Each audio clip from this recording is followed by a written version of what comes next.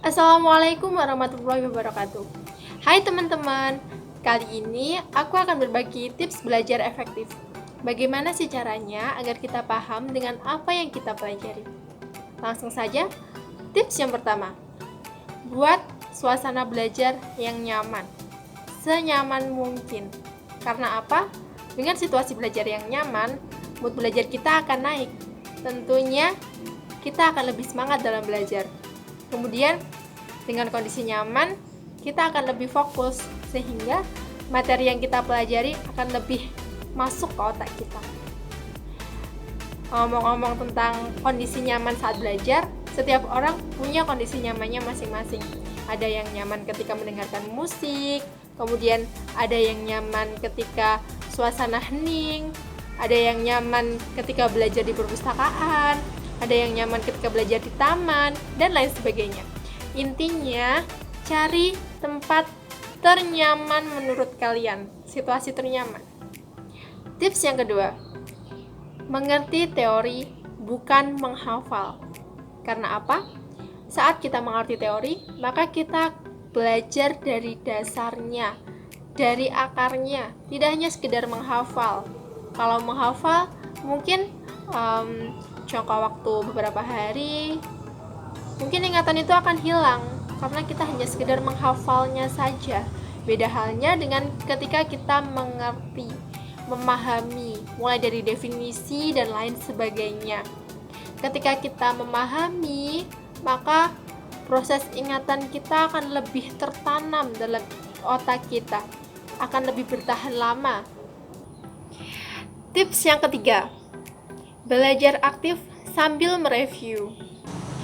Maksud belajar aktif di sini, kita melatih ingatan kita dengan mencoba menjelaskan ulang materi yang telah kita pahami dengan bahasa kita sendiri. Dimana ketika kita menjelaskan, buatlah seolah-olah kita menjelaskan kepada orang lain, sehingga kita berusaha membuat orang lain paham dengan penjelasan kita. Ketika kita berusaha membuat orang lain paham, tentunya sebelumnya kita terlebih dulu paham dengan apa yang akan kita jelaskan. Jadi, dengan menjelaskan ulang materi dengan bahasa kita sendiri, kita juga sambil mereview apa yang telah kita pelajari. Tentunya, hal itu akan membuat ingatan kita lebih kuat.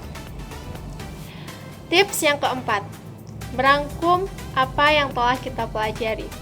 Setelah kita mencoba menjelaskan apa yang telah kita pelajari dengan bahasa kita sendiri, selanjutnya buatlah rangkuman. Buatlah catatan dari apa yang telah kita pelajari, yang mana isinya pokok-pokok dari materi yang telah kita pelajari. Rangkuman, jadi intinya saja. Kenapa harus membuat rangkuman?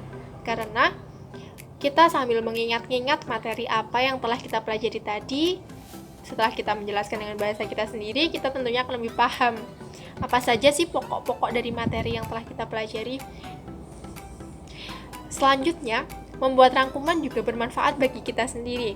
Ketika suatu saat nanti kita akan mempelajari lagi apa yang telah kita pelajari, kita tinggal membuka rangkuman itu saja. Kita lihat apa sih inti dari konsep ini. Misalkan ada dua pokok nih, pokok A dan pokok B.